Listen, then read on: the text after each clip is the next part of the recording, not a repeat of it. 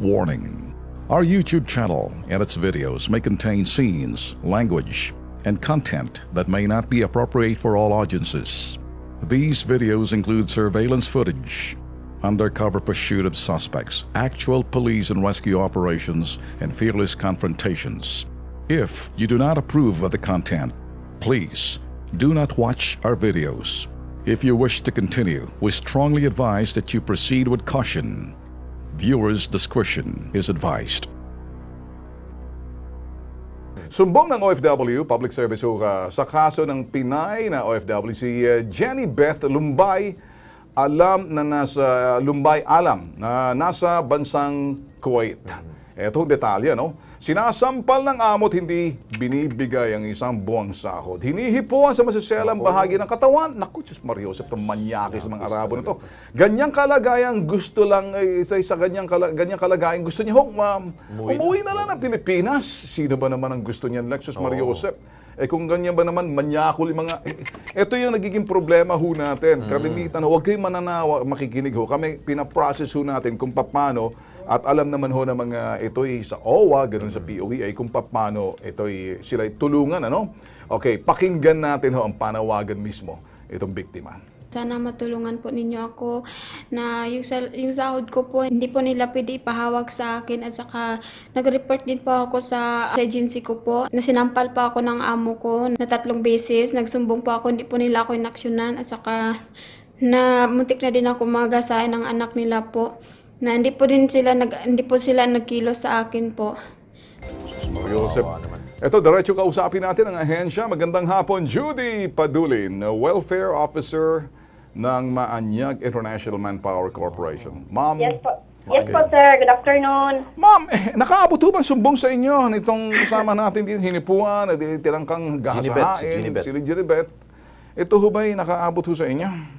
Opo, sir. Pero actually, sir, nang that time na tinatanong ko po siya kung ano talaga po ang problema niya, ang sabi niya, ma'am, yung problema ko po is 2 months salary. Yun po ang pagkasabi po niya sa akin, sir. At the same time that day, sir, gumawa agad po ako ng report sa FRA namin. So, ini-message ko sa kanya na mag-antay-antay ka lang kasi iba po ang oras dyan at dito sa sa Pilipinas. Okay.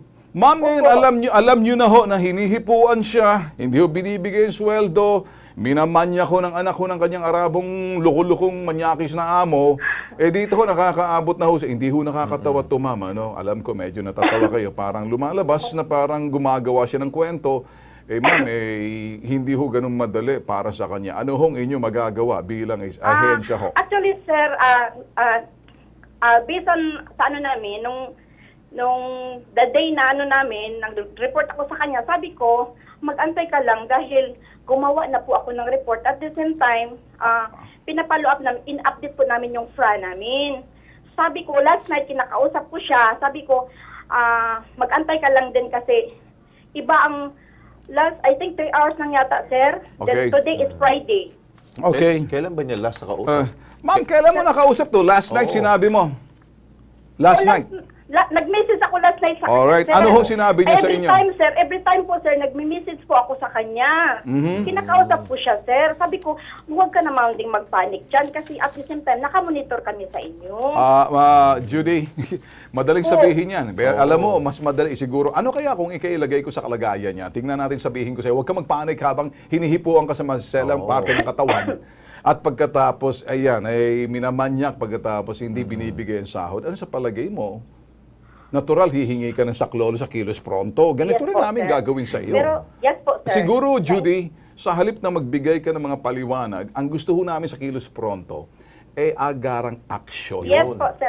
Kasi ang ahensya ho talaga, ma'am, kahit na ho mismo taga-OWA, taga-DOLE, yun ho mga polo officers ho natin doon, may matutulong ho talaga. Kayo yung first line of defense, ma'am. Yes po, sir. So far, sir, hindi naman namin pinabayaan yung mga worker namin kasi sabi ko naman sa kanila, at the same time, sige, ma'am. naman kayo. Ma'am, alam namin na kayo'y concerned. Tanong ko ho sa iyo, ano hong timeline ninyo, timeline na kung saan magagawan ho nyo ng paraan? Tulad ho ng mga iba, meron ho mga, kami ho, nagbibigay ho kami ng parangal sa mga agency na talagang mabilis kumilos. Meron din kami mga agency na hinahambalos na natutulog sa pansitan. Yung iba naman, ang sobrang kapal na mukha. Alam ko ho sa Maanyag International Manpower Corporation, hindi ho kayo kasama roon. Tama, ma'am? Iba pa naman meaning na maanyag. Ano Beautiful. Maganda. Oh, yan. Oo, beautiful. Ganun pa lang, ma'am. Beautiful mo. Bonita. Bonita, Di ba? oo. Gaano ho ka-bonita, kaganda, kamaanyag ang inyong kilos na gagawin? Okay, sir. Sisikapin namin yan, sir. Hindi ako nakokontento sa masisikap. Oo. Sa anong iyong gagawin, simula mamaya, pagkababa natin ng telepono hanggang sa Lunes, Martes, anong update na nibibigay nyo? Kasi hindi namin Okay, sir. Pag kititigilan. sir, tatawag na lang din kami, sir, to follow up, sir. At the same time, ako na mismo magtawag sa inyo, sir. Hindi, Okay, sir. hindi. Yung iba, Judy, mabilis ha. Ha? Yung ibang ahensya, pag si Ben na nagsabi, ura-urada. Baka next week, makakauwi na kagad yan. Alam mo, Judy, Oo. meron akong lambing na ginagawa, ano?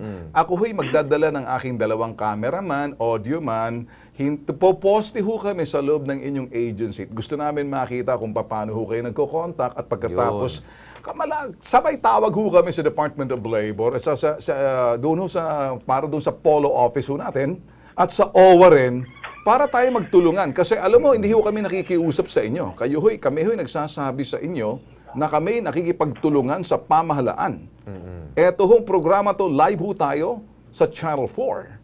Si Ben Tulfo to, kasama ko si Alex Santos. Kaya kung ano yung mga sinasabi mo sa atin, naka-record to.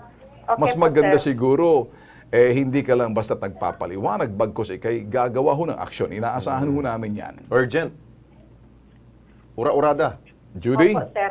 Yes po, sir. Alright, medyo nagbago ng demeanor mo na sinabi ko live tayo at naka-record lahat ang ating sinasabi. At ito'y nasa website, naka-Facebook din tayo, nakikita ng buong madla at ang ating pamahalaan kung anong hakbang at nakasalalay ang inyong lisensya rin dyan. Okay? Yun. Okay, sir. Ang lisensya na yan ay pribilehiyo, katumbas niyan ay responsibilidad, agarang kilos, Oo. pronto sa pag-ayuda sa mga humihingi ng tulong ng mga OFW natin. Baka Okay? mapalitan niya na Judy, yung maanyag ng maot.